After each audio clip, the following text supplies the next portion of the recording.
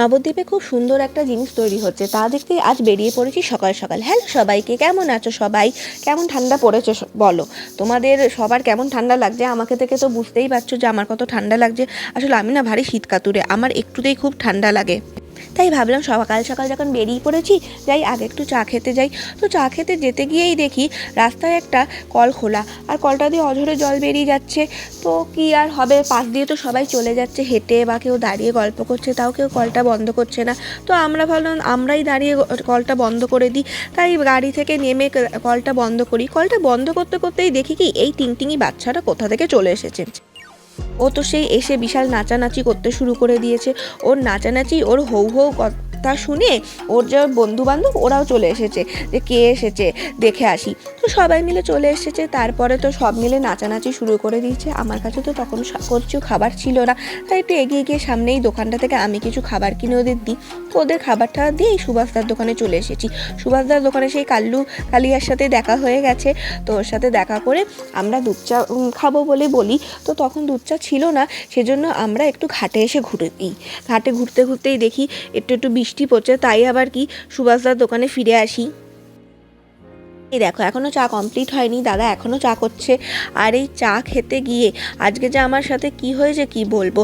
এই যে দোকানের পাশে যে লম্বা লম্বা শিকগুলো দেখতে পাচ্ছ, এই শিকে এমন মাথায় গুতা খাইছি, আমার মাথার দুফালি হয়ে যায়নি।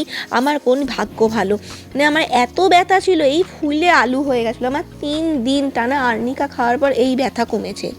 কিছু পাবলিক আছে পেছনে গালি দেয়, সেগুলো কোথায় যাবে? এই জন্য আমার সারাদিন লাগে পড়ি ধরি এই হতেই থাকে আমার সারাদিন। আর একে দেখো ঠান্ডায় কিভাবে রয়েছে। ওদের একটু ঠান্ডা যে যার মতো পারবে একটু উপকার করে দিও, কারণ আমরা না ছাড়া তো ওদের আর কেউ নেই বলো। আমরা যদি না করি তাহলে ওদের জন্য আর কে করবে? তো ওখানে চা ঠা খেয়ে আমরা চলে যাচ্ছি। আর দেখো হাভেলিটা, এটা কত ভাঙাচোরা একটা ছিল, সেটা এখন কি সুন্দর করে তৈরি করছে। মন্দির মাঠের পাশের রাস্তাটা দিয়ে আমরা সোজা চলে যাচ্ছি। সোজা গিয়ে ডান দিকে গিয়েই পড়ে তিনকড়ি গোস্বামীর আশ্রম, সেখানেই আমরা আজকে এসেছি। আর আমার মাথায় এত ব্যথা করছিল, আমি মাথা শুধু ডলেই যাচ্ছিলাম ব্যথার চোটে। এখানে কাজ এখনও শেষ হয়নি, চারিদিকে বাগান লাগানো হচ্ছিল, আরও বহু কিছু কাজ ছিল যেগুলো করা হচ্ছিল। আর এখানে হলো এই একটা মন্দির গুরুদেবের। এই দিকটার কাজটা মনে হয় অনেকটাই হয়ে গেছে, দেখতে পাচ্ছ কতটা সুন্দর লাগছে দেখতে। আর এই লাল গাছগুলো দেখছো, এত গাছ থাকাতে আমার না এই লাল গাছগুলো এত পছন্দ হয়েছে, মনে হচ্ছিল বাড়ি নিয়ে যাই। আর এখানেই তৈরি হচ্ছে আমাদের নবদ্বীপে 40 ফুট শিবের মূর্তি। আমরা এই শিব ঠাকুরের মূর্তিটাই আজকে দেখতে চলে এসেছি। দেখো কত সুন্দর দেখতে লাগছে। এখনও তো পুরো তৈরি হয়নি, তাই এত সুন্দর লাগছে। পুরো তৈরি হলে কতটা সুন্দর লাগবে সেটা তো বুঝতেই পারছো। এটা এখনও তৈরি হতে 3 থেকে 4 মাস সময় লাগবে। তাই দেরি না করে, মানে যারা যারা এখনও আসোনি তারা এখনও আসতে পারো, আর তৈরি হলে তো আসবেই দেখতে। দেখা হচ্ছে পরের একটা সুন্দর ভিডিওতে।